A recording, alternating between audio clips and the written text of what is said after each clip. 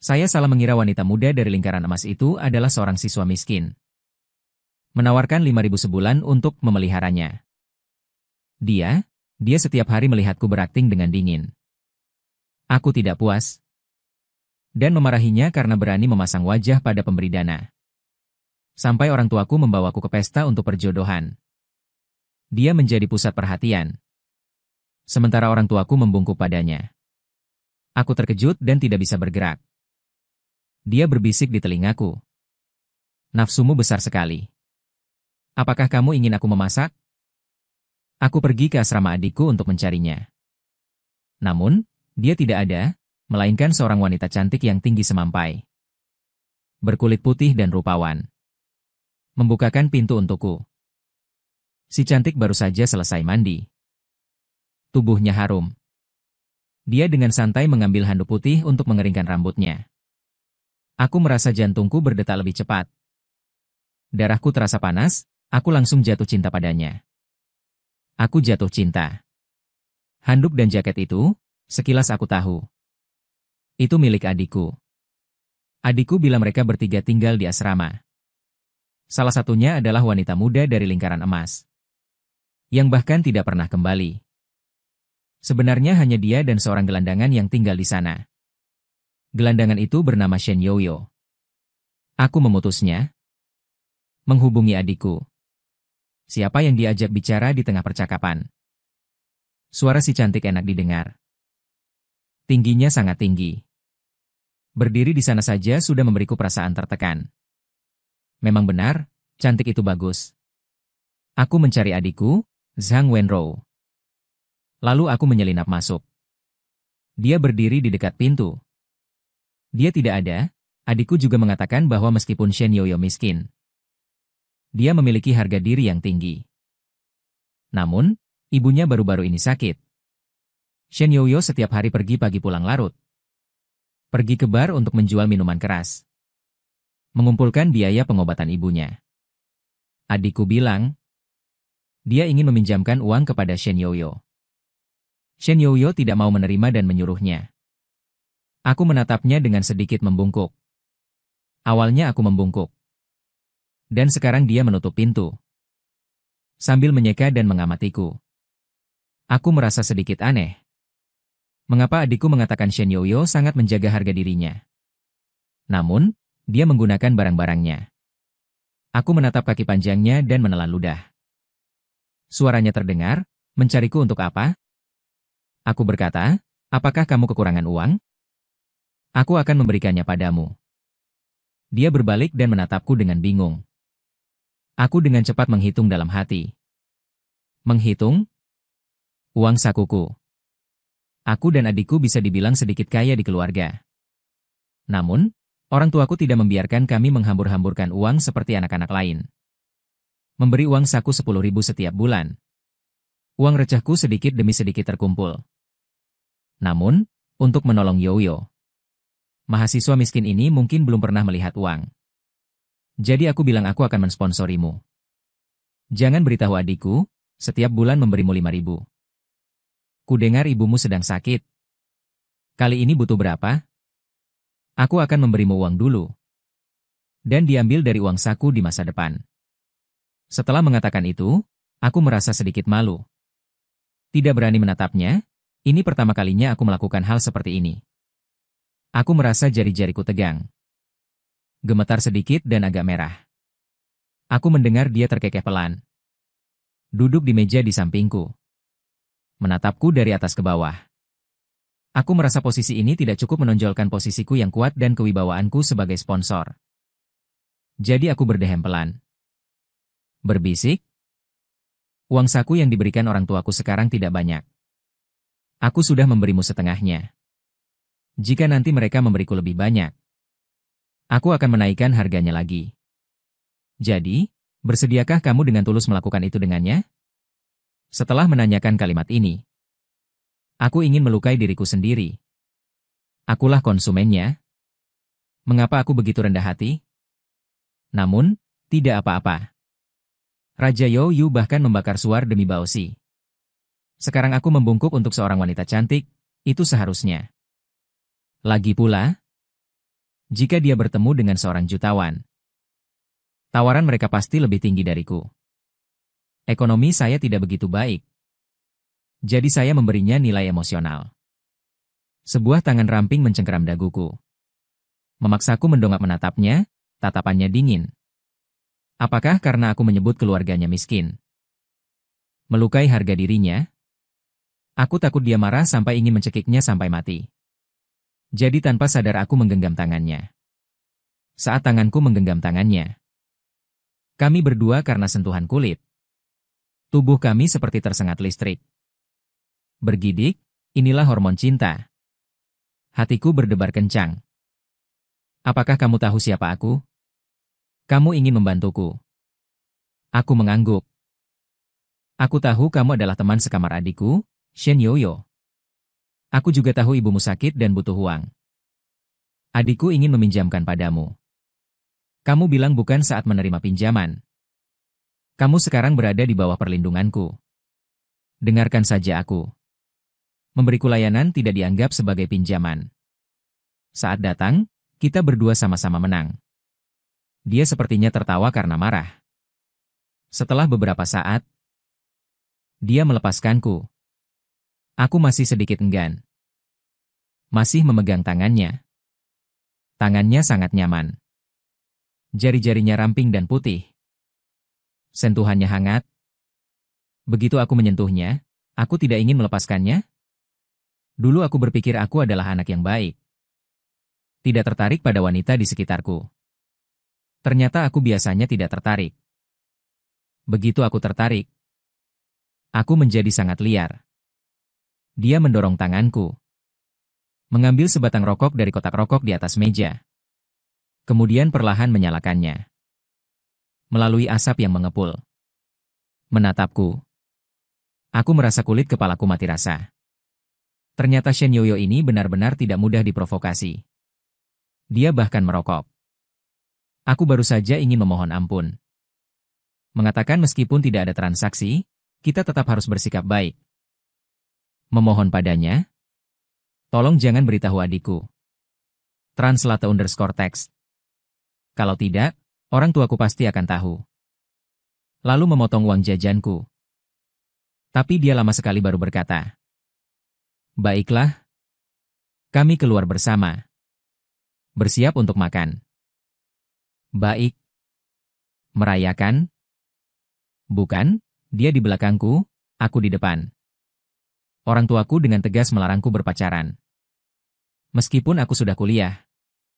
Tapi mereka bilang akan mengenalkanku dengan seseorang. Yang aku cari sendiri tidak ada yang bisa diandalkan. Aduh. Jadi harus disembunyikan. Kami berdua pergi ke gerbang sekolah untuk naik taksi. Aku tidak kuliah di sekolah ini. Sekolahku di sebelah, berjalan kaki 15 menit sudah sampai. Kami pergi ke mall untuk makan dulu.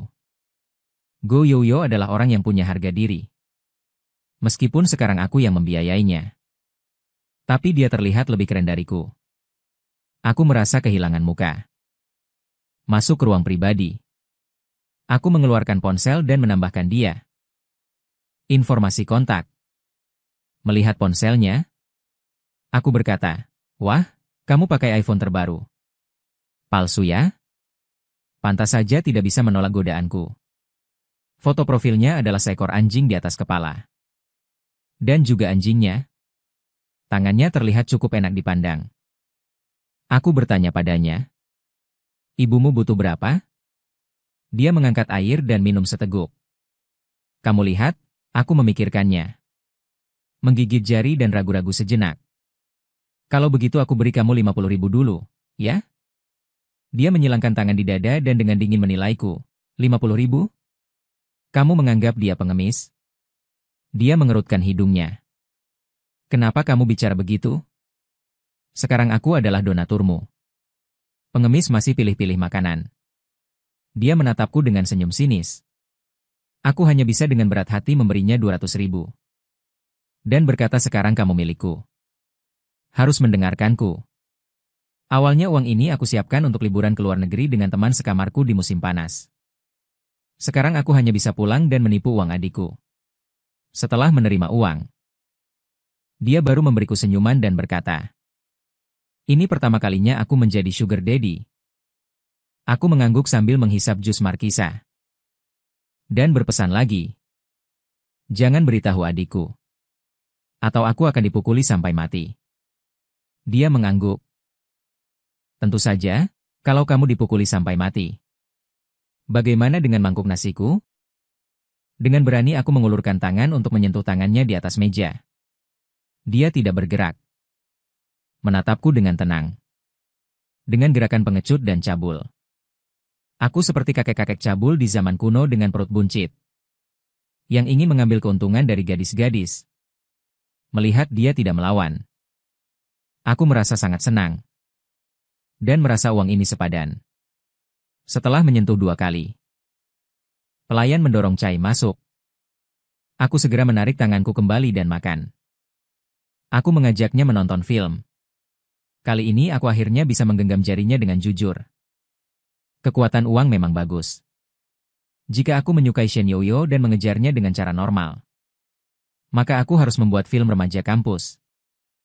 Anak orang kaya mengejar siswi miskin. Kemudian siswi itu awalnya tidak setuju tetapi tergerak oleh anak orang kaya. Kemudian bersama tetapi dipisahkan oleh orang tua anak orang kaya atau ibu siswi. Setidaknya harus mengalami beberapa bulan. Di tengahnya juga harus disiksa. Baru aku bisa menyentuh tangannya. Tapi sekarang berbeda. Aku langsung menyelesaikannya dengan uang. Pertemuan pertama saja aku sudah menyelesaikannya. Makan malam, menyentuh tangan. Menonton film. Keluar dari pusat perbelanjaan. Aku harus kembali ke sekolah. Tidak ada kelas sore. Tapi mahasiswa baru semester 1 harus belajar malam setiap malam. Aku melihat Shen Yoyo dan merasa sedikit enggan. Aku berkata padanya, "Jangan bekerja paruh waktu lagi. Tempat seperti itu tidak aman. Dan juga mengganggu belajarmu. Lebih baik kamu meningkatkan nilaimu. Untuk mendapatkan beasiswa." Dia menatapku dari atas tanpa menjawab. Aku mencubitnya. "Berlaga apa? Aku sedang berbicara padamu." "Mengerti?" Dia dengan malas mengantarnya kembali ke sekolah. Kami berdua berpisah. Kenariku sangat dingin padaku. Apa yang harus aku lakukan? Aku mencari solusi untuk masalah ini di semua platform. Tidak ada cara yang baik untuk memeliharanya. Shen Yoyo 2 jam. Aku memintanya keluar untuk makan. Memanggilnya 10 kali. Dia hanya keluar 3 kali. Dan setiap kali setelah makan, dia langsung pergi.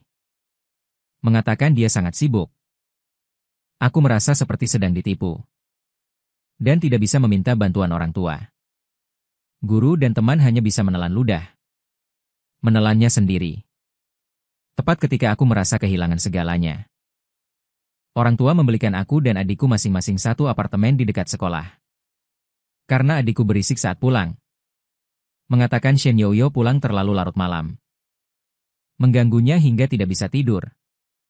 Keduanya bahkan berkelahi karena ini. Tanganku yang memegang sumpit menegang dan berkata, "Lalu apakah dia baik-baik saja?" Adikku menatapku dengan tidak senang. "Dia adikmu atau aku adikmu?" Tidak heran dia tidak akrab dan dingin padaku. Pasti karena dia pergi bekerja lagi. Mungkin uang yang kuberikan hanya cukup untuk membayar biaya pengobatan. Dan dia berkelahi dengan adikku. Pasti melampiaskan amarahnya padaku. Aku diam-diam memutuskan untuk menghibur hatinya yang rapuh. Bagaimanapun, dia datang ke sini sendirian untuk bersekolah. Tanpa keluarga atau teman, dan harus menanggung beban hidup, betapa sulitnya. Jadi setelah orang tuaku membelikan aku dan adikku apartemen, aku langsung memanggil Shen Yoyo keluar. Membawanya ke sana. Di sana aku membuka pintu. Semuanya sudah direnovasi dengan baik. Perabotan dan lain-lain. Semua itu belum banyak digunakan oleh pemilik sebelumnya. Karena mereka berimigrasi ke luar negeri dan menjualnya. Untungnya, aku dan adikku tidak berada di kompleks perumahan yang sama. Aku menyerahkan kunci dengan sungguh-sungguh kepada Shen Yoyo. Aku melirik ruang tamu yang kosong. Ujungnya adalah ekspresi kekayaan yang tidak bisa merusak. Kemiskinan tidak bisa bergerak. Hanya mengangkat alis. Bertanya padaku. Antar aku ya. Hati saya yang bersemangat langsung terpana. Mau? Mau mengantarmu? Aku belum begitu murah hati. Aku hanya membiarkannya tinggal di sini. Agar dia tidak perlu menderita lagi. Lalu apa maksudmu? Kembalikan kuncinya padaku. Aku menyentuh hidungku. Aku dengar dari adikku. Kau pulang terlambat dan mengganggu tidurnya. Kalian bahkan berkelahi. Jika kau tinggal di sini, kau tidak perlu menerima wajah adikku. Dan siapa tahu apakah dia di belakangku. Masih ada tuan rumah yang terkejut lainnya. Aku harus mengawasinya. Aku melanjutkan dengan berbisik. Lagi pula, kita sudah bersama begitu lama. Kau hanya membiarkan melihat tapi tidak membiarkan makan. Maka aku terlalu rugi. Aku tiba-tiba didorong ke dinding olehnya. Aura kuatnya langsung menyerbu. Aku merasa seperti diincar oleh mangsa. Dan tidak ingin terlihat seperti pengecut. Hanya bisa balas menatapnya. Kemudian bibirnya yang lembut menyentuh bibirku. Untungnya aku menyikat gigi sebelum keluar mencarinya. Aku berpikir dengan gembira. Kemudian dia membuka mata sebelum memejamkan mata. Tidak tahu cara berciuman. Aku langsung merasa diremehkan. Lalu dengan ceroboh membalas ciumannya. Saat selesai, dia menyeka noda darah di sudut mulutnya. Sang Wansen. Kau benar-benar seperti anjing. Wajahku merah padam dan mendengus. Siapa suruh kau meremehkanku? Dia sepertinya tertawa marah. Aku juga sedikit malu. Dia menyentuh kepalaku lagi. Aku langsung merasa seperti dielus. Mulai merencanakan kehidupan masa depan bersamanya. Aku berkata, jangan bekerja lagi nanti. Di sini saja temani aku pacaran. Aku akan ambil 2.000 lagi dari uang jajanku untukmu. Akhirnya aku merasakan seperti kaisar zaman dulu. Memberi gelar kehormatan kepada para selir. Dia duduk di sofa dengan malas. Aku melanjutkan. Setelah kuliah, kamu langsung kembali ke sini. Menungguku kembali. Mengerti? Kalau kamu, aku, meskipun ingin selalu bersamanya setiap saat. Tapi aku tidak boleh menunjukkannya. Kalau tidak, dia pasti akan memanfaatkanku habis-habisan nanti. Lagi pula, uang jajanku sekarang hanya 3.000 sebulan. Aku tidak punya apa-apa untuk memberinya. Tidak sanggup dia lakukan. Hubungan yang menjadi genting karena kemiskinanku. Tentu saja aku tidak ada apa-apa. Juga akan kembali menemanimu. Tapi kadang aku harus pulang menghadapi orang tuaku. Mereka cukup ketat padaku. Akhir pekan aku harus pulang. Kalau hari biasa tinggal di sekolah, bisa keluar dan bergaul dengannya. Aku merasa diriku sangat pintar. Tidak sabar ingin merasakan indahnya hidup bersama.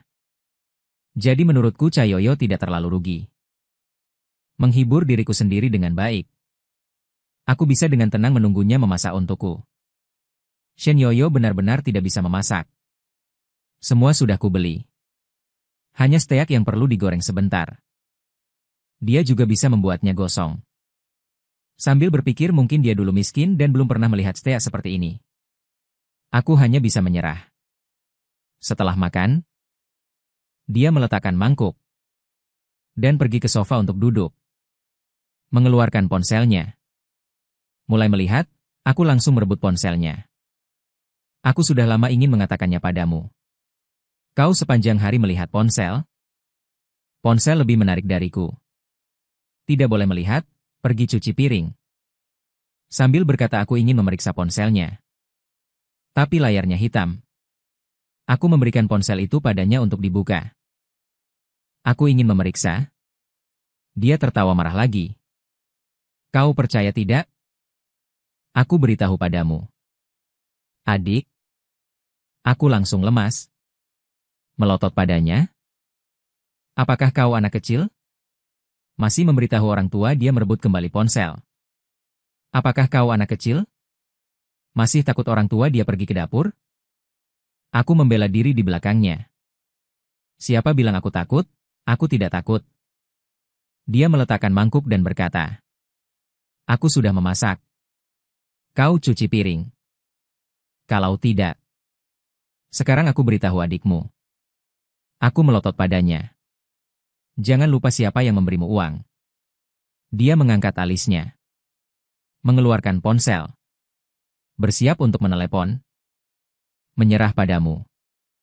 Aku cuci piring. Bukan? Karena aku takut kau memberitahu adikmu. Karena aku menyayangimu. Tidak ingin kau terlalu lelah. Sayang, dia mencubit pipiku. Kamu benar-benar orang yang lucu. Ketika aku selesai mencuci piring dan keluar. Dia sedang menelepon. Orang di seberang sana entah mengatakan apa. Dia menjawab dengan malas. Sekarang tidak punya waktu untuk menemani anak kecil bermain. Lain hari aku ingin merebut ponselnya. Melihat siapa. Namun, dia menghentikanku dan ayahku dengan satu lirikan. Ya, cukup berwibawa. Aku hanya bisa kembali ke kamar dengan kesal. Siapa anak kecil? Merasa sedikit bau minyak dari dapur menempel di tubuhku. Aku segera mandi. Ketika keluar, dia bersandar di pintu menatapku dengan sikap acuh tak acuh. Terburu-buru sekali sampai mandi. Wajahku langsung memerah. Aku membawanya ke sini pasti dengan maksud itu. Jika tidak, aku menghabiskan begitu banyak uang hanya untuk melihat tanpa makan. Aku akan sangat rugi. Dan aku selalu merasa pengalaman pertama seorang gadis harus dengan orang yang dia sukai. Aku sangat menyukai Shen Yoyo. Meskipun dia miskin. Tapi dia bermartabat. Aku mendengus. Menutup tirai. Tuan Muda Shen. Hari ini aku akan menunjukkan padamu apakah aku anak kecil atau tidak. Namun, setelah Shen Yoyo memulai kehidupan bersama yang tak tahu malu. Aku merasa hidup ini sangat indah. Meskipun burung kenari emas Shen Yoyo ini selalu tidak terlalu patuh. Kadang-kadang bahkan menyuruhku melakukan pekerjaan rumah. Bukan burung kenari emas yang berkualitas. Diranjang juga tidak terlalu mendengarkan perintahku. Agak memiliki kecenderungan untuk memberontak. Tetapi secara keseluruhan masih sangat berharga. Aku merasa sangat bahagia setiap hari. Ingin sekali setiap hari menempel dengannya di rumah. Makan bersama. Menonton film. Lalu berguling keranjang. Hingga liburan musim panas tiba. Aku tahu kampung halaman Shen Yoyo ada di kota C. Aku khawatir dia akan pulang untuk merawat ibunya. Aku bertanya padanya. Kamu pergi kemana saat liburan musim panas? Saat itu, dia sedang berbaring di dadaku bermain game. Haruskah aku pergi kemana? Dia masih tahu bertanya padaku. Tentu saja aku akan tinggal di sini menemanimu. Aku akan diam-diam menyelinap keluar untuk menemuimu. Dia menatapku dengan sedikit jijik. Apa yang kamu lakukan di rumah saat liburan musim panas? Aku menghela napas. Tidak kuliah. Dulu liburan musim panas selalu les tambahan. Itu les tambahan hidup dan mati. Kalau tidak, dengan tubuh gemuk seperti ini, aku tidak akan bisa masuk universitas terkenal nasional. Sekarang liburan musim panas ibuku bilang. Akan mengajakku mulai mencari jodoh. Yaitu menjodohkan dengan wanita yang sederajat. Lalu berpacaran. Pernikahan keluarga kaya yang menikah selama kuliah biasanya lebih awal. Bagaimanapun, wanita baik biasanya direbut orang sejak awal. Tapi semua ini tidak bisa kuberitahukan padanya. Aku Nierudao tidak melakukan apa-apa. Masih berbaring di rumah. Aku merasa sedikit bersalah. Sedikit merasa bersalah pada Shen Yoyo. Karena malam ini ibuku akan mengajakku ke sebuah jamuan makan. Konon banyak tokoh penting dan selebritas yang akan hadir. Dia juga membelikanku pakaian seharga jutaan. Pandangannya beralih dari ponsel dan menatapku dengan tatapan tajam. Apa hal memalukan yang kamu lakukan? Aku baru saja ingin membuatnya menyadari identitasnya. Jangan mencampuri urusanku. Telepon ibuku datang. Aku tidak berani menunda. Aku mendesis padanya. Mengangkat telepon ibuku. Wansen, di mana kamu sampai belum juga pulang untuk menata rambut? Penata gaya sudah sampai di rumah. Aku menjawab dengan panik. Cepat berpakaian dan pergi. Sebelum pergi, aku berkata padanya, manis-manis di rumah. Saat aku pulang, hari sudah lewat jam 3 sore. Setelah menata rambut dan sebagainya, baru aku ikut orang tuaku dan adikku keluar rumah. Ibuku terus berbicara padaku di sepanjang jalan. Putri dari keluarga mana yang masih lajang? Juga ada niat untuk mencari jodoh. Biarkan aku melihat lebih banyak. Aku ingin mengirim pesan ke Shen Yoyo. Tapi aku tidak berani mengirimnya di depan mata mereka. Ada sekali aku hampir ketahuan. Adikku berkata. Aku tersenyum seperti orang jatuh cinta saat melihat ponsel. Bertanya apakah aku sedang jatuh cinta? Ibuku selesai berbicara. Ayahku berkata kepada adikku. Kamu harus menjalin hubungan baik dengan nona muda itu. Keluarga kita. Kali ini jika bukan karena dia mengingatkan, kita akan kehilangan segalanya. Adikku berkata. Tapi dia jarang datang ke sekolah. Kecuali saat konser terakhir dia sedikit cemas. Setelah itu tidak banyak kontak. Kudengar dia akan datang malam ini. Aku akan menyapanya saat itu. Ibuku berkata. Benar, benar. Pergi dan berkenalanlah. Adikku menatapku dan berkata. Sang Wansen. Kamu jangan suka semua orang yang terlihat cantik. Tapi keluarga kita tidak bisa menjangkaunya, jangan sampai matamu dibutakan. Siapa bilang aku meremehkan siapa? Kau masuk ke ruang perjamuan. Aku merasa mataku berkunang-kunang. Ada beberapa bintang populer yang sangat aku sukai di sana. Aktris terkenal Zheng Sheng. Orang tuaku mengajak aku dan adikku untuk berbasa-basi sebentar di dalam. Tiba-tiba ruang perjamuan dipenuhi dengan sedikit keributan. Banyak orang mengatakan orang itu telah datang. Siapa orang itu? Ibuku sedang mengajakku dan putri keluarga Nyonya Zhao untuk dijodohkan. Mereka berhenti berbicara. Mengalihkan pembicaraan mereka ke sana. Nona Zhao berbisik di telingaku. Kudengar orang dari keluarga Liu juga akan datang. Di ibu kota, hanya ada satu keluarga bermarga Liu yang sangat terkenal. Aku juga ikut melihat-lihat. Terlihat seorang wanita cantik dan tinggi dikelilingi oleh banyak orang. Shen Yoyo, yang seharusnya menungguku di rumah, dikerumuni orang. Dia juga melihatku. Serta orang-orang di sekitarku, aku merasa darahku berhenti mengalir. Seluruh tubuhku terasa sangat kaku. Tidak lama kemudian, dia datang. Orang tua saya, adik perempuan saya, dan orang-orang dari keluarga Zhao sangat antusias. Seolah-olah mereka adalah teman baik yang mempertaruhkan hidup dan mati.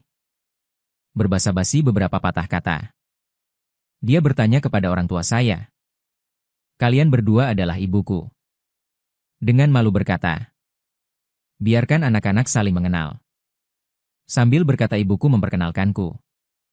Ini anakku, Wansen, Diki dengan perut besar dan ceroboh. Itu berarti kencan buta. Dia menyimpulkan. Kenapa aku tidak menyadari dia berbicara seperti ini sebelumnya? Sebenarnya ada perasaan tidak mudah marah dan senang? Aku selalu merasa dia sedang berpura-pura dan bersikap angkuh padaku. Aku agak tidak puas. Merasa akulah yang punya uang. Kenapa dia harus bersikap tinggi hati? Aku merasa ingin mati saja. Tiba-tiba muncul di depan. Sebuah tangan menemaninya. Seperti biasa. Dengan nada malas dan sedikit akrab berkata. Halo. Saya Liu Ruyan. Saya dengar dari adik saya. Nona muda selalu sakit saat kecil. Jadi diberi nama yang lebih kuat. Kata seorang ahli. agar mudah dipelihara. Aku masih linglung. Adikku mendorongku dan mencubitku. Aku buru-buru mengulurkan tanganku dan menggenggam tangannya. Siapa sangka kami berdua siang tadi masih di dalam rumah. Malam ini di sini seolah-olah baru pertama kali bertemu. Saat itu lampu di ruang perjamuan diredupkan dan musik dansa mulai diputar. Banyak orang mulai berdansa di tengah perjamuan. Aku ditarik keluar olehnya dengan paksa. Lalu mengikuti langkahnya memasuki kerumunan. Dia menarikku pergi. Sebelumnya aku masih dengan sopan berkata kepada orang tuaku, "Pinjam aku sebentar." Aku berjalan dengan kaku mengikutinya. Aku menghentikan iblisku. Bertanya kenapa kamu jadi bisu setelah tidak bertemu seharian. Aku tidak tahu harus berkata apa. Haruskah aku berlutut dan memohon ampun sekarang? Sang Wansen. Aku belum bertanya padamu. Kamu datang ke sini untuk kencan buta. Lalu bagaimana denganku? Dia mendekat ke telingaku dengan suara lembut dan halus. Namun kata-kata yang keluar membuatku ketakutan. Apakah nafsu makanmu terlalu besar? Masih ingin aku jadi yang ketiga? Adikku pernah berkata di rumah, orang yang menyinggung nona besar tidak akan berakhir baik. Ringannya bangkrut, beratnya hancur rumah dan keluarga. Lututku lemas. Nona pendekar, bicaralah baik-baik. Aku bisa minta maaf. Aku tergagap. Dia berputar dengan sangat anggun.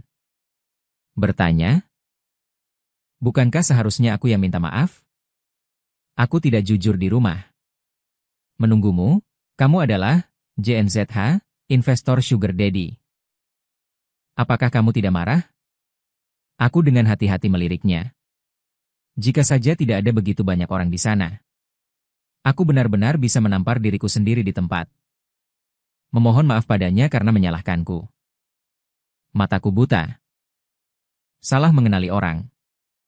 Nona, Lily. Ampuni aku seperti kentut. Tolong jangan mempersulitku. Keluargaku, mereka tidak tahu hal-hal buruk yang kulakukan. Kamu juga tahu. Aku sangat takut. Mereka tahu apa itu cinta. Kasih sayang. Di hadapan risiko besar, itu tidak penting lagi. Adikku 2 tahun lebih muda dariku.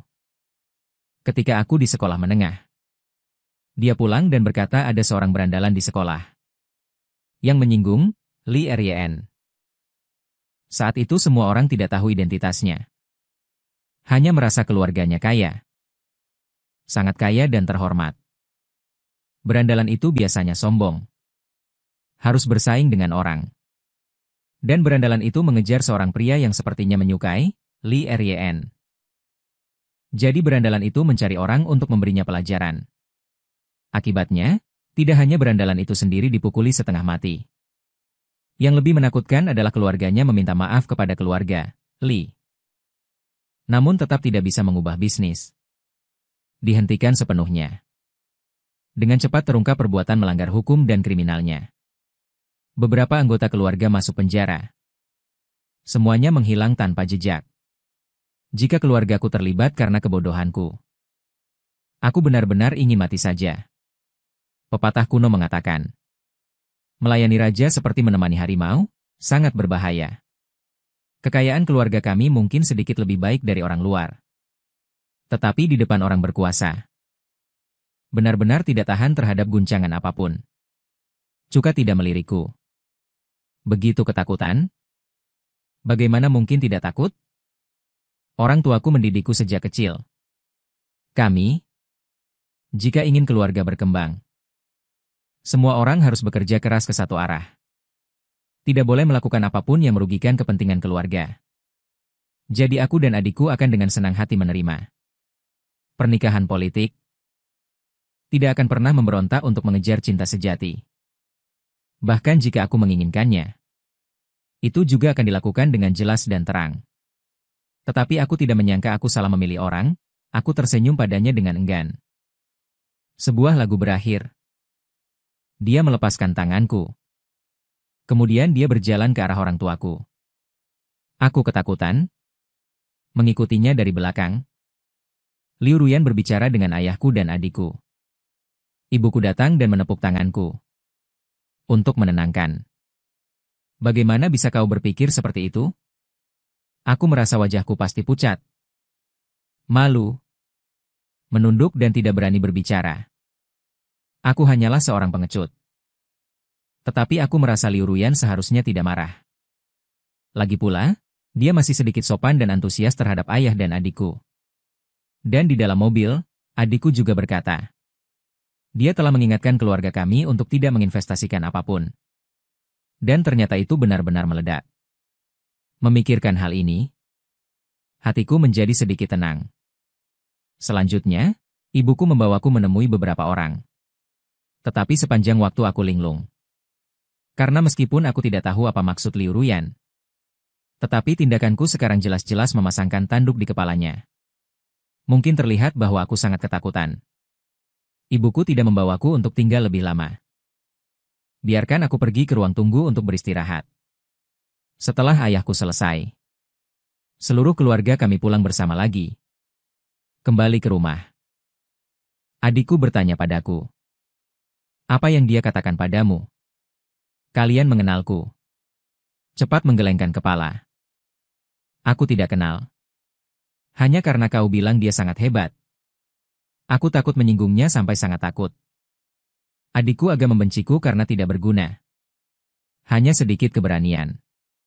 Ibuku membawakanku segelas susu. Kakakmu memang seperti ini sejak kecil. Aku memang tidak cukup berani. Dulu waktu kecil, aku tidak ingin mengerjakan PR dan menghabiskan 5 yuan. Meminta teman sekelas membantuku mengerjakannya. Akibatnya, ibuku langsung mengaku tanpa dipaksa setelah melihat buku PR. Dan menyerahkan hasil ilegal. Di rumah, mereka bertiga sangat kuat. Orang tua yang kuat membesarkan adik perempuan yang kuat dan orang yang tidak berguna. Setelah aku berbaring, sebuah nama WeChat bernama Kenari mengirimiku pesan. Di mana? Keluar sekarang? Aku menjemputmu, aku sangat ketakutan hingga langsung duduk. Pergi mengunci pintu. Baru diam-diam bersembunyi di kamar mandi. Dengan hati-hati membalasnya. Aku di rumah, dia membalas dengan cepat. Aku menggigit jari sambil ragu untuk melihat lebih banyak di akun publik Hubashi. Apakah aku harus langsung mengatakan putus padanya? Dan juga bersiap untuk memberikan rumah yang dibelikan orang tuaku untukku. Sebagai kompensasi. Hidangan ini tidak berani aku makan. Aku hanya ingin menyembahnya. Setiap hari membakar dupa dan berdoa. Jika orang tuaku tahu, aku berani memelihara. Dan aku menyinggung dewa besar, mereka pasti akan memukulku sampai mati. Dan juga menghentikan uang jajanku. Aku masih ragu. Teleponnya sudah masuk. Aku dengan gemetar mengangkatnya. Halo. Aku awalnya mengira dia hemat bicara. Dia berpura-pura tinggi dan sombong. Sekarang aku tahu. Orang lain memang terlahir kaya raya. Tidak ingin membuang-buang kata denganku orang biasa seperti ini. Lebih baik bicara langsung untuk mengetahui niatnya. Baiklah. Aku sudah memberitahukan alamatnya. Dia bilang tunggu setengah jam. Aku bergegas mengganti baju. Lalu mendengarkan dengan seksama. Mendengarkan gerakan di luar. Takut ketahuan saat keluar rumah. Untungnya aman terkendali. Melihat mobilnya terparkir tidak jauh dari depan rumah. Aku baru ingat detail-detail itu. Pakaian yang dia kenakan tidak ada mereknya.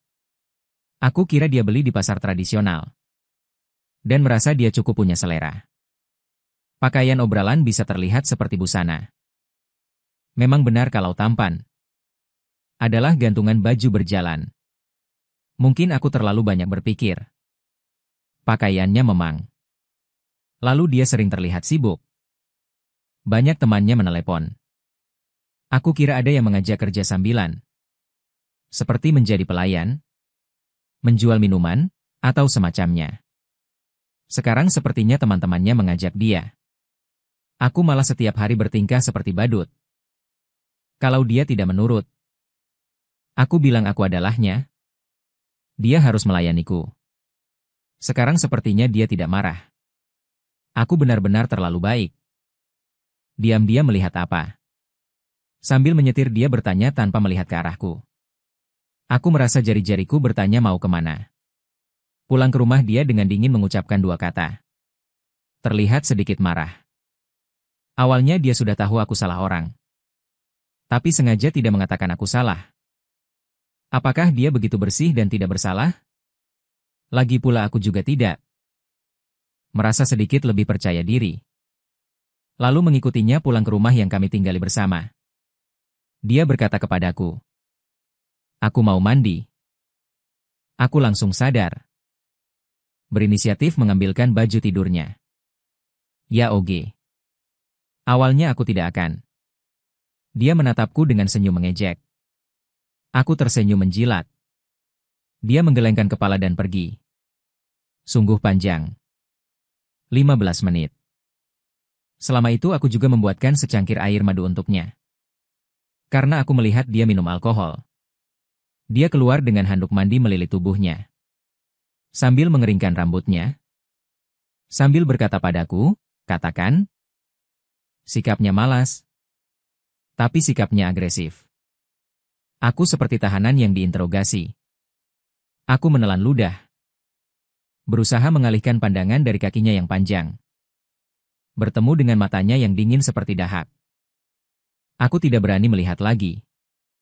Hanya bisa berkata maaf padanya. Melempar handuk ke samping. Bertanya, "Maaf untuk apa? Jelaskan." Aku hanya mengaku bersalah dengan jujur. "Maaf. Aku tidak tahu kalau kamu bukan Shen Yoyo. Aku pikir kamu adalah Shen Yoyo, makanya aku ingin membantumu dan memberimu uang." Dia mengangkat alisnya. "Maksudmu aku lebih rendah dari Shen Yoyo, begitu?" Aku membelalakan mata. Cepat-cepat menggelengkan kepala. "Bukan, bukan, bukan. Jika aku tahu kamu begitu berharga, bagaimana aku bisa berani menyentuhmu?" Aku menjelaskan dengan suara pelan. Meliriknya, lalu menundukkan kepala dan mengaku bersalah. Dia menyalakan sebatang rokok. Suara korek api berbunyi, klik. Membuat jantungku berdebar kencang. Dulu aku masih dengan lancang memarahi. Dia mengatakan dia akan mati karena merokok. Cepat atau lambat akan terkena penyakit paru-paru.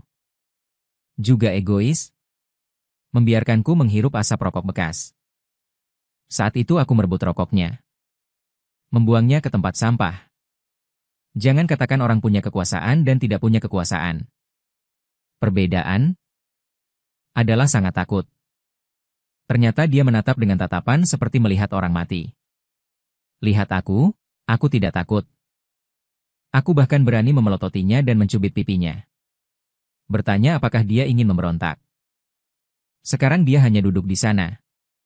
Tidak mengatakan sepatah kata pun. Aku sangat ketakutan. Kakiku gemetar. Tapi ketika aku tidak bisa menghafal dikte di kelas 1 sekolah dasar. Dan dihukum berdiri di kantor guru. Ketakutan berlanjut. Dia menelan ludah. "Maaf. Seharusnya aku tidak berkencan di belakangmu." Ketertarikannya datang. Tubuhnya semakin dekat ke arahku. Dan masih mencubit daguku. Atau aku menatap matanya. Dia bertanya padaku. Aku merasa aneh. "Kau bersamaku dan pergi berkencan. Apakah kau ingin belajar dari para playboy itu?" Bendera merah di rumah tidak tumbang. Bendera warna-warni berkibar di luar. "Kau ingin aku menjadi simpananmu?" Dia tersenyum. Namun matanya dipenuhi dengan dingin. Dulu aku pikir dia adalah Shen Yoyo. Aku tidak berani memberitahunya bahwa aku pergi berkencan. Takut padanya? Dia adalah Liu Ruyan. Aku tergagap dan tidak berani keluar. Mataku berputar-putar. Aku sama sekali tidak memikirkannya. Karena jalan ke depan sudah diatur oleh keluarga. Mereka makan garam lebih banyak daripada aku makan nasi. Aku sama sekali tidak perlu khawatir. Bahkan jika aku membuat masalah, mereka akan bisa melindungiku selama 100 tahun. Asalkan, aku pikir orang di depanku adalah Shen Yoyo, Dia berdecak 2 kali. Lepaskan aku. Kau sangat takut padaku. Bahkan jika dia bukan Liu Ruyan, melainkan Shen Youyo. Jika tahu aku pergi berkencan, dia tidak akan memberiku wajah yang baik. Seperti yang dikatakan sebelumnya. Dia suka bersikap tinggi hati dan sombong. Mengapa kau yang menderita? Kau sangat sedih. Dia berbicara tentang abu rokok. Lalu bagaimana dengan saya sebagai korban? Haruskah saya melompat dari gedung? Apa maksud adik ipar saya menatapnya? Apakah dia pikir saya harus melompat dari gedung untuk meredakan amarahnya? Saya bertanya dengan suara tercekat. Jika saya melompat dari gedung barulah kamu tidak marah. Bisakah saya melompat dari lantai 2? Terlalu tinggi. Saya takut. Dia menatap saya lama tanpa berbicara. Lama kemudian, dia menghela nafas. Bertanya, apakah kamu pernah melakukan tes IQ saat kecil? Entah kenapa, dia tiba-tiba beralih ke topik ini. Saya hanya bisa menjawab bahwa saya belum pernah melakukan tes. Hanya suara rokok saya yang terdengar di ruangan untuk waktu yang lama. Saya bertanya, bisakah kamu memaafkan saya? Memaafkanmu untuk apa? Memaafkan saya karena tidak tahu diri. Mensponsorimu dengan harga yang sangat murah. Memaafkan saya karena diam-diam pergi kencan buta. Lalu bagaimana kamu meminta maaf? Saya menarik ingus saya. Mengeluarkan kartu bank yang sudah saya siapkan. Di dalamnya ada seluruh tabungan saya. Rumah ini juga untukmu. Saya dengan hati-hati menambahkan, apakah ini cukup? Akhirnya saya mengerti mengapa orang kaya lebih korup. Karena orang buta seperti saya menabrak mereka. Gelombang permintaan maaf ini. Jumlah digit aslinya sama dengan uang yang hilang. Dia meremas kartu ban itu. Bertanya sambil tersenyum. Saya menyebutkan sebuah angka. Dia tersenyum dan kagum. Kamu benar-benar pelit. Memberiku 5.000 sebulan. Kamu memperlakukannya seperti pengemis, bukan 5.000. Tapi 7.000. Saya mengoreksinya. Kemudian karena apa yang dia lakukan, saya menaikkan harganya lagi. Saat sedang berbicara, telepon saya berdering. Adik saya menelepon dan saya terkejut. Secara refleks saya berdesir. Memintanya untuk tidak berbicara. Mengingat dia berbeda di kehidupan ini. Dan merasa canggung dengan masa lalu. Aku hanya bisa menjawab telepon adikku dan membuka pintu. Sebelum aku pergi, aku mengunci pintu kamarku. Menciptakan ilusi bahwa aku sedang tidur di dalam. Aku berpura-pura masih mengantuk. Ada apa, adik? Bisa dibicarakan besok. Aku sudah tidur. Aku di luar gerbang komplek rumahmu. Aku membuka mata lebar-lebar karena terkejut. Lalu bagaimana jika teleponnya dimatikan? Adikku menatapku dengan senyum mengejek ala Liu Ruyan di luar. Aku merasa kuburan sukarela lebih baik daripada Liu Ruyan. Aku masih lebih dekat dengan adikku.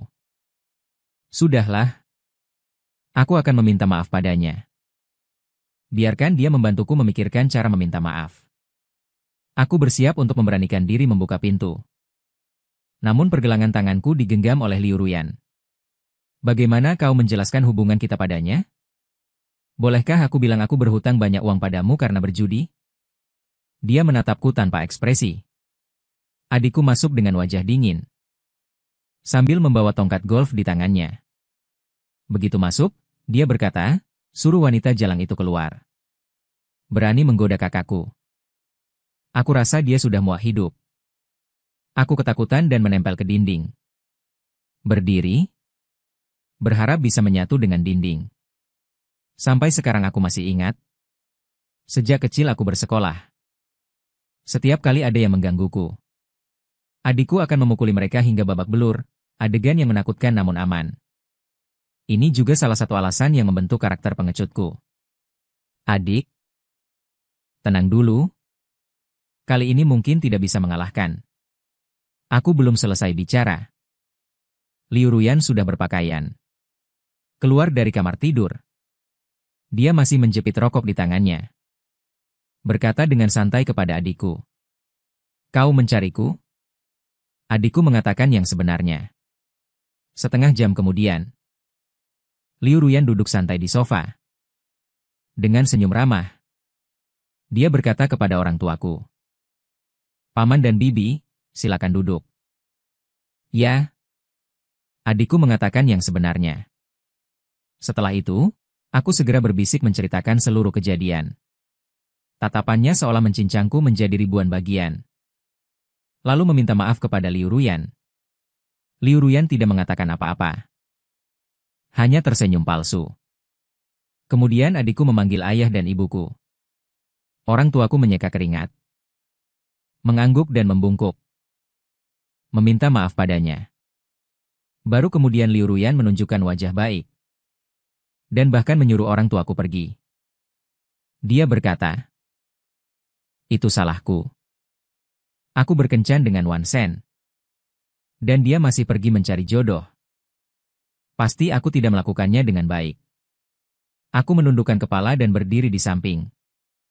Seperti seorang siswa yang dipanggil orang tuanya oleh guru dan akan dihukum mati. Ayahku segera meminta maaf. Menyalahkan kami. Menyalahkan kami karena tidak mendidiknya dengan baik. Tidak mengerti apa-apa. Melakukan sesuatu dengan tidak dapat diandalkan. Saya meminta maaf kepada Nona Liu. Dia tidak mengerti. Anda jangan marah padanya. Lalu jika ada sesuatu yang bisa saya lakukan, Anda perintahkan saja, saya pasti akan melakukan yang terbaik. Paman, saya junior. Jangan merendahkan saya seperti ini. Aku dan Wan Shen benar-benar saling mencintai. Aku masih berpikir dia terpaksa pergi mencari jodoh? Tidak ada yang memaksa saya. Aku buru-buru berkata jika ingin mencari masalah, cari saja aku sendiri. Aku tidak ingin orang tuaku menderita. Ibuku memarahiku dengan suara keras. Tidak ada yang bertanya padamu. Kamu diam sekarang. Aku hanya bisa diam. Baru kemudian Liu Ruyan berkata. Tidak apa-apa. Pasti aku yang melakukan kesalahan sebelumnya. Berharap aku akan memperlakukannya lebih baik di masa depan. Dia bisa tenang dan patuh. Tenang dan patuh apa? Ya. Ya. Dia pasti tidak akan pergi kencan buta lagi di masa depan. Orang tuaku tersenyum. Tetapi dia juga akan menyelesaikannya lebih awal dengan rokok. Paman dan bibi, kenapa tidak tidur di sini saja? Orang tua saya dengan cepat mengucapkan selamat tinggal. Dan juga membawa adik perempuan saya, Liu Ruyan, kembali ke kamar. Aku melihat ruang tamu yang kosong. Untuk sesaat merasa bingung. Apa sebenarnya yang ingin dilakukan Liu Ruyan? Di telepon, adikku mengirimiku pesan. Memintaku untuk tidak menyinggung Liu Ruyan. Dan akan mencariku besok. Hatiku menegang. Takut dia memukulku. Aku juga takut dimarahi. Aku dengan hati-hati kembali ke kamar. Liu Ruyan sudah tidur. Aku bisa melihat. Dia belum tenang sekarang. Tetapi aku tidak tahu bagaimana cara memperbaikinya. Liu Ruyan, aku tidak bisa mengendalikan Liu Ruyan. Apalagi Liu Ruyan. Dan aku juga tidak mengerti kenapa dia datang. Dia berkata kepadaku dengan mata tertutup. Aku tertegun sejenak. Merangkak mendekatinya. Berkata dengan pelan. Maaf. Lampu dinding yang redup menyinari. Konturnya semakin dalam. Cantiknya seperti peri. Hatiku terasa sakit. Aku sangat menyukainya. Lagi pula, aku hanyalah seekor anjing liar. Tetapi jika dia adalah Liu Ruyan, aku pasti tidak bisa menyukainya di masa depan. Meskipun dia adalah Shen Youyo. Kita tidak punya masa depan. Tetapi jika dia adalah Liu Ruyan, kita bahkan tidak punya masa depan. Dia membuka matanya, kenapa kamu tidak pernah bisa memahami intinya? Karena nilaiku, Yuan, tidak bagus. Aku bilang pemahaman membacaku selalu tidak mendapat nilai. Bisakah kamu memberiku jawaban standar? Bisakah aku menghafalnya di masa depan? Aku memeluk tubuhnya yang hangat. Aku akan patuh mulai sekarang. Jika kamu menyuruhku ke timur, aku pasti tidak akan ke barat. Dia terkekeh pelan. Itu bukan keluhan. Jangan meremehkanku di hatimu. Aku memasang wajah sedih. Orang tua dan adikku akan memarahiku sampai mati karena masalah ini. Sejak awal itu adalah kesalahan. Seharusnya aku tidak mencari adikku secara tiba-tiba hari itu. Seharusnya aku tidak bernafsu dan berkata, ingin memelihara Liu Ruyan. Menghitung dari awal aku dan dia hingga sekarang. Aku merasa sangat dirugikan. Dan dia juga tidak mengatakan ingin putus. Kalau begitu aku terus bersamanya. Aku harus merendahkan diri. Melayaninya di mana-mana. Mengalah padanya pasti merugikanku. Tapi aku juga tidak berani mengatakan putus sekarang. Karena aku pergi kencan buta. Sama saja dengan menipunya. Dia sudah marah. Aku tidak berani memperkeruh suasana. Dan dia memaksa orang tuaku untuk datang. Orang tuaku membuat jaminan seperti itu. Bukankah itu berarti hubungan kita di masa depan akan diatur olehnya? Dia tidak akan ingin membalas dendam padaku. Lalu membiarkanku menjadi miliknya. Bibi ketiga. Dengan pikiran yang mengerikan ini, aku tertidur lelap. Pagi-pagi keesokan harinya, Liu Ruyan benar-benar membuat sarapan seperti biasanya. Meskipun sarapannya sangat sederhana. Tidak memenuhi standarku. Tapi statusnya sekarang berbeda. Aku masih merasa sangat ketakutan. Diam-diam membenci diriku sendiri karena tidak bangun lebih awal untuk menjilatnya. Malah tidur seperti babi mati. Setelah makan sarapan, dia keluar. Aku juga tidak berani bertanya apa yang akan dia lakukan. Aku masih makan sarapan dengan lambat. Pesan dari adikku datang. Memintaku meluangkan waktu. Pulang ke rumah setelah pulang. Orang tua dan adikku menunggu dengan waspada. Duduk di ruang tamu menunggu untuk menghakimiku. Aku menundukkan kepala dan menceritakan semuanya lagi. Sekarang aku seperti mencuri ayam tetapi kehilangan beras, Liu Ruyan. Juga mengambil semua tabunganku. Orang seperti dia bisa kaya. Itu juga bukannya tidak masuk akal. Dia bisa dengan mudah mendapatkan beberapa orang sepertiku untuk meningkatkan kekayaannya. Aku dipukul dengan kemoceng ayam. Telapak tanganku terasa sakit karena pukulan. Mereka menyuruhku untuk menunggu dan melihat. Apapun yang dikatakan Liu Ruyan adalah benar. Dia ingin mempertahankan status quo. Jadi jangan menyinggung perasaannya jika dia ingin putus. Aku akan segera pergi. Memasuki akademi ujian. Adalah ujian akhir yang menyakitkan. Meskipun menyakitkan. Tapi itu untuk sementara membebaskanku dari pukulan menjadi seorang gadis lingkaran emas dari burung kenari. Dan aku setiap hari mengatakan bahwa aku akan belajar untuk ujian di perpustakaan. Pulang sangat terlambat setiap hari dan waktu bersama Liu Ruyan berkurang drastis. Sungguh luar biasa. Bencana yang luar biasa. Meskipun aku masih sangat merindukan saat kami berdua meringkuk di rumah. Aku selalu melakukan ini. Memintanya melakukan ini dan itu. Dan hari-hari ketika kami berpelukan dan bermesraan bersama. Tapi aku merasa itu akan selamanya menjadi kenangan. Liu Ruyan juga cukup sibuk. Mendengar dari adikku, dia tidak hanya sibuk dengan ujian akhir sekolah, tetapi juga sibuk dengan urusan perusahaan. Dulu aku menempel padanya. Sungguh tidak pengertian. Setelah menyelesaikan ujian akhir, hampir tidak gagal, aku merasa senang di hatiku. Kesulitan diatasi satu persatu di sekolah. Setelah liburan resmi, aku mulai merasa bimbang. Harusnya aku kembali ke rumah orang tuaku saat liburan musim panas. Atau pergi dan tinggal di tempat Liu Ruyan. Kedua tempat memiliki kelebihan dan kekurangan masing-masing. Saat aku merasa bingung, sebuah mobil berhenti di depanku. Itu adalah Zhao Huan, yang pernah kencan buta denganku. Dia bilang dia menduga aku sudah selesai ujian. Jadi dia datang untuk mengajakku makan malam. Untuk merayakan kebebasanku. Aku melihatnya sangat antusias. Tidak enak untuk menolak. Lagi pula, kita mungkin akan berada dalam lingkaran yang sama di masa depan. Lagi pula, jika aku putus dengan Liu Ruyan, maka aku akan memiliki lebih banyak pilihan. Saat Liu Ruyan tidak ada, aku masih sangat berani. Maka kami berdua pergi ke restoran untuk makan sambil bercanda. Berbeda dengan sikap dingin Liu Ruyan, Zhao Huan sangat banyak bicara. Lucu dan humoris. Aku menyadari bahwa pengetahuanku masih kurang. Ada banyak tipe wanita di dunia. Saat ini aku hanya berhubungan dekat dengan Liu Ruyan. Aku pikir aku sangat terpesona dengan gaya dinginnya yang angkuh. Mungkin jika aku diberi wanita cantik yang ceria dan cerah, aku tetap akan terpesona sampai bingung. Aku sangat merasa bahwa aku harus menambah pengetahuanku. Jika aku putus dengan Liu Ruyan, aku juga tidak akan dijodohkan.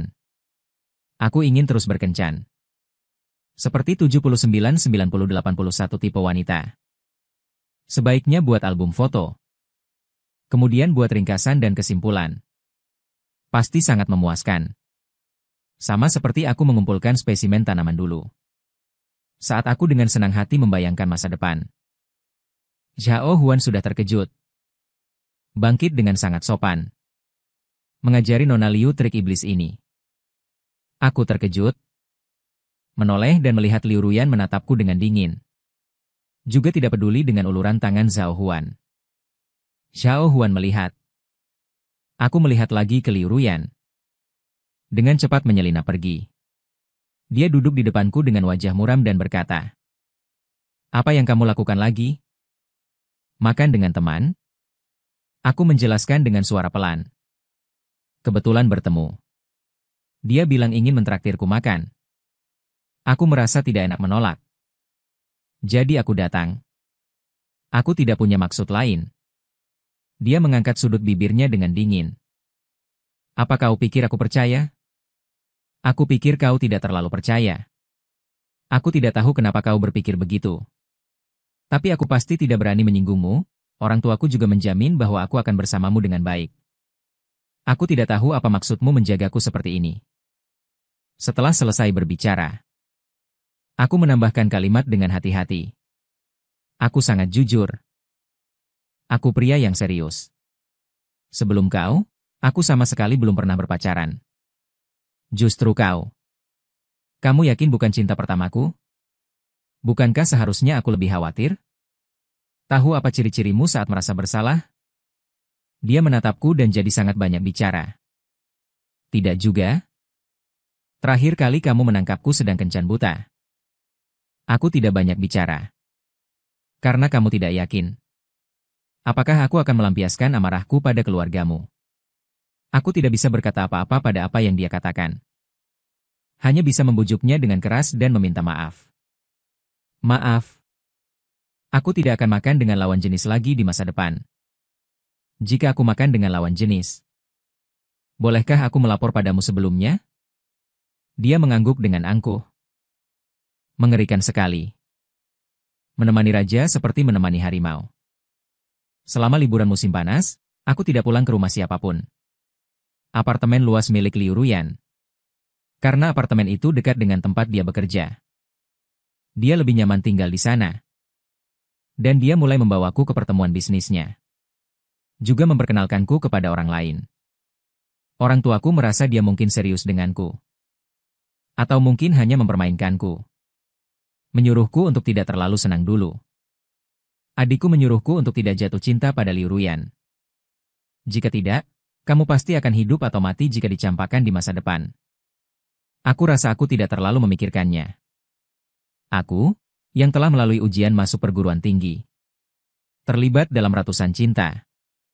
Bagaimana mungkin aku akan takut dalam cinta selama beberapa waktu? Aku menemukan bahwa bergaul dengannya tidak berbeda dari sebelumnya. Terutama ketika dia mempermainkanku sebagai Shen Yoyo, dia sangat sombong. Menyuruhnya melakukan sesuatu. Dia juga akan menawar. Tidak akan membiarkanku mengatur. Tapi sekarang menjadi Liu Ruyan tidak ada bedanya. Perbedaannya adalah aku tidak berani menyuruhnya lagi sekarang. Ingin minum air saat menonton TV. Ingin makan apa? Ingin makan buah apapun, lakukan sendiri. Bisakah dia melayaniku? Tergantung pada suasana hatinya. Suatu hari dia kembali sore dan aku masih tidur. Karena aku diam-diam bermain ponsel malam sebelumnya. Baru tidur sampai tengah malam, pembantu datang untuk membuat makan malam. Dia bertanya padaku, "Apa yang kamu lakukan hari ini?" Aku menggigit sumpit dan ragu-ragu berkata, "Aku tidak keluar rumah. Aku tidur. Tidur sepanjang hari. Tidak menghubungi siapapun. Mungkin tidak ada yang salah. Ada satu keuntungan lagi bersamanya. Yaitu, dia tidak akan menyalahkanku jika aku tidur sampai larut. Dia tidak akan mengatakan apapun di rumahku. Orang tuaku bersikeras bahwa tidak sarapan itu buruk bagi kesehatan. Jadi ayahku malas, tidak hanya dia akan membelikanku makanan, tetapi juga akan memarahiku." Setelah selesai berbicara, aku dengan senang menjepit sepotong salmon. Salmon adalah favoritku. "Apakah kamu berencana menghabiskan liburan musim panasmu seperti ini?" Diam-diam aku meliriknya, awalnya berencana menghitung uang untuk makan malam. Tetapi sekarang aku tidak punya uang. Teman sekamarku sudah pergi ke Eropa. Sekarang orang tuaku tidak memberiku uang jajan. Hanya mengisi kartu makan untuk beberapa kali makan. Jadi aku makan di sekolah. Bisa makan apa saja. Supaya aku tidak punya uang. Lalu keluar untuk memelihara wanita bernama Liu Ruyan dan menyita uangku. Katanya dia membantuku mengelola. Jika ingin uang, minta padanya. Kalau begitu besok ikut aku bekerja.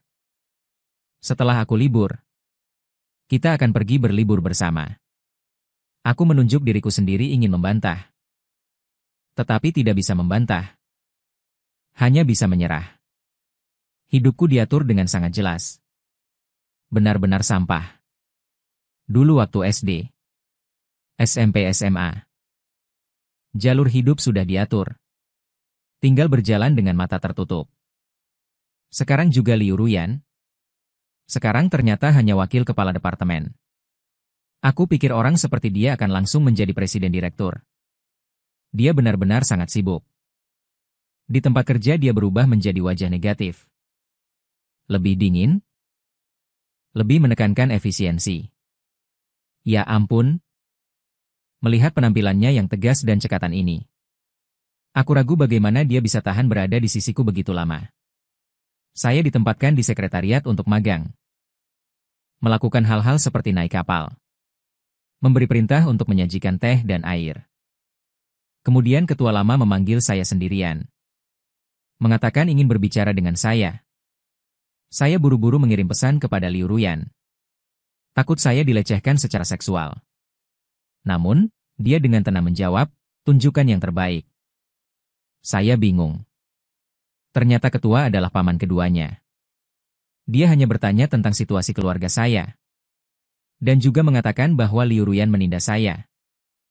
Suruh dia memberinya pelajaran. Liu Ruyan juga mengatakan untuk mengajak keluarga saya makan malam di akhir pekan. Bagaimana mungkin kemajuan ini sudah sampai bertemu orang tua? Siang harinya, saya menelepon ibu saya dan menceritakan hal ini. Ibu saya datang menjemput saya dan mengajak saya berbicara di sebuah kedai kopi di bawah. Ibu saya terdiam sejenak. Bertanya, "Apakah kamu menyukainya?" Saya terharu. Dia sebenarnya bertanya apakah saya menyukainya. Tetapi selalu sangat kuat.